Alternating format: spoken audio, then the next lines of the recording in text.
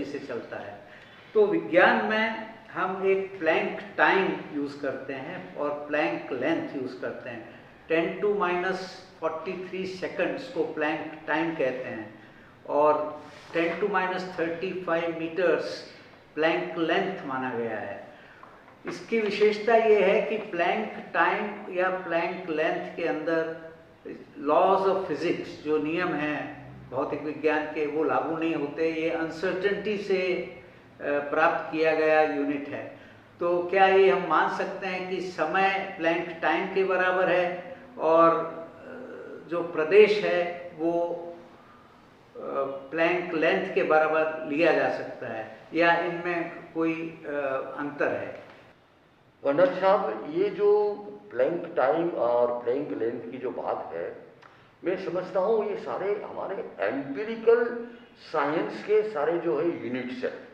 क्योंकि फिजिक्स में एम्पिरिकली जब एक्सपेरिमेंट किया जाता है तो दे हैव टू मेजर, और वो मेजरमेंट में कहाँ तक आगे जाते जाते सेकंड और फ्रैक्शन ऑफ सेकंड या ऐसे करते करते करते करते एक ऐसी लिमिट आती है, क्योंकि इंस्ट्रूमेंट भी जो आखिर मापेंगे तो उनकी अपनी लिमिट की हमेशा, तो वहाँ जा कर के प्लैंक टाइम के रूप में एक यूनिट जो आया जिसका एग्जैक्ट है 5.39 इंटू 10⁻⁴ सेकंड, और प्लैंक लेंथ में है 1.616229 इंटू 10⁻⁻35 मीटर्स। तो ये एम्पेरिकली हमें बताते हैं एक बात। दूसरी बात है जो अनसर्टेनिटी प्रिंसिपल की बात, जिसकी चर्चा शायद हम आगे भी करेंगे, वो एक्चुअली है laws which are applicable in macrocosmos, they do not apply in microcosmos। वहां जाकर जब लॉज बदल जाते हैं तब जाकर के इलेक्ट्रॉन की जो गति है या इलेक्ट्रॉन की जो वेलोसिटी और पोजीशन है, उसको अगर आप उन लॉ से जो हमारे मैक्रोकॉस्म के उससे एक्सप्लेन करना चाहेंगे तो नहीं कर सकते। वो अनसर्टेनिटी प्रिंसिपल में आता है। जैन दर्शन ने भी परमाणु के जो छोटी गति हो, सूक्ष्म परमाणु की गति है, उसमें यही बात कही है कि परमाणु जब गति करता है, एक स्कंद है जिसमें अनंत परमाणु है, उसको तो हम गति माप सकते हैं और वो गति परमाणु की गति से बहुत छोटी होती है। लेकिन परमाणु की गति चाहे छोटी हो बड़ी हो कुछ भी हो, उसकी अपनी जो गति है उसको हम मेजर इसलिए नहीं कर सकते कि वो अनसर्टेनिटी प्रिंसिपल के द्वारा बिल्कुल अनियत होता है। उसकी चर्चा भी हम आगे करेंगे कि जो अनियत है उसको आप नियत नहीं बता सकते। तो अनसर्टेनिटी फैक्टर या प्रोबेबिलिटी फैक्टर जो है उसको जैन दर्शन ने भी उस रूप में स्वीकार किया। अब हम ये बात देखते हैं कि ये जो प्लैंक टाइम और प्लैंक लेंथ है, मैं समझता हूं कि ठीक है अभी हमारे पास ये यूनिट है। हो सकता है कि कल ऐसी फिनोमिना हमारे सामने आए जिसमें प्लैंक टाइम और प्लैंक लेंथ से भी सूक्ष्मता तक हमने कोई ऑब्जर्वेशन किया, या जैसे फॉर एग्जांपल हम ले लें रिलेटिविटी के हिसाब से contraction of time and length में हम चले जाएं, तो एक ऐसी स्पीड की हम अगर कल्पना करें बियॉन्ड लाइट जिसको कहते हैं सुपर ल्यूमिनल स्पीड, और उसमें जाकर के कॉन्ट्रैक्शन जो होगा it may go beyond Planck length, और टाइम जो होगा it may go beyond Planck time hypothetically. तो हमें इस बात को समझना है कि जो समय है वो एब्सोल्यूट और ट्रांसेंडेंटल यूनिट है, जिसको समझाने के लिए हमें उसको कन्वर्ट हम करते हैं, तो फिर उसको हम दिन का घंटा, घंटे का मिनट, मिनट का सेकंड, सेकंड का करते करते हमारे यहाँ आवलिका और आवलिका की फिर समय बताया गया है। जो हमने गणित उसमें लगाया है हम केवल आपको इसलिए बताते हैं कि ये कितना एग्जैक्ट है इसको बताने के लिए।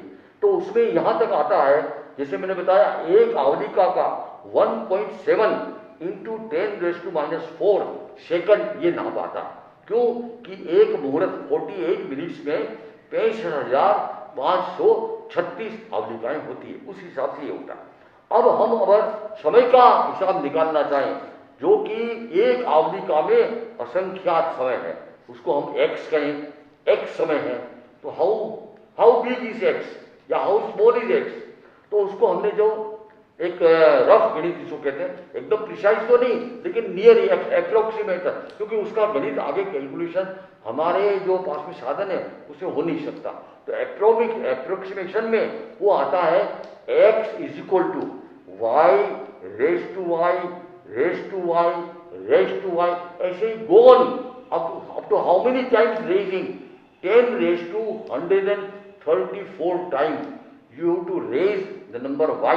Y is some constant, exact constant. Then you can get the value of x.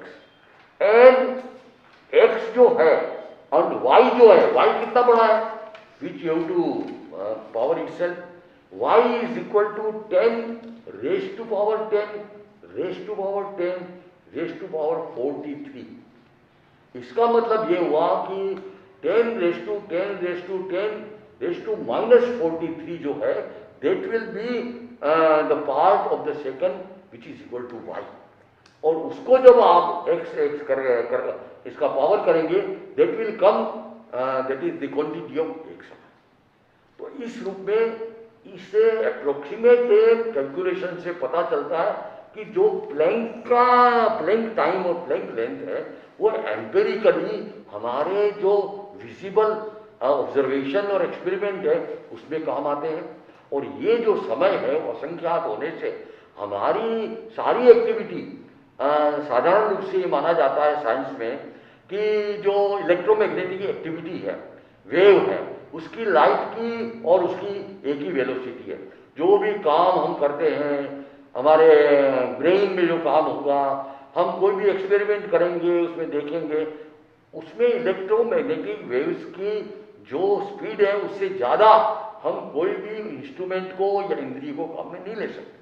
तो it will be considered in that. तो उसमें अगर एम्पिरिकली जाएंगे और जो माइक्रो पार्टिकल्स का आप मेजरमेंट करेंगे, तो आपको फिर प्लैंक लेंथ और प्लैंक टाइम को उसमें लाना पड़ेगा. उससे आगे can not go beyond it. पर अगर आप उसको जो कल्पना करें या अगर ऐसा कोई इन्वेंशन हो गया कि उससे भी ज़्यादा सूक्ष्म हमारे फिनोमिना हो गई, तो उसको मेजर करने के लिए हमें फिर उसको आगे बढ़ाना पड़ेगा. तो फिर कोई प्लैंक लेंथ से और प्लैंक टाइम से भी हम आगे चले जाएंगे.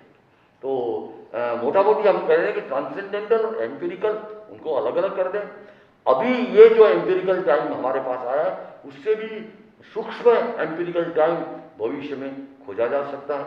और इधर समय जो है वो एब्सोल्यूट है या ट्रांसेंडेंटल है, उसका भी आवलिका वगैरह जो है उसका नाप जो है वो एम्पिरिकल में आता है और उसके द्वारा हम उसको दोनों को कंपेयर कर सकते हैं. मुनीश्री, आपने अभी सूक्ष्म परमाणुओं की बात की और क्वांटम फिजिक्स के नियम वहाँ लागू होते हैं ऐसा बताया.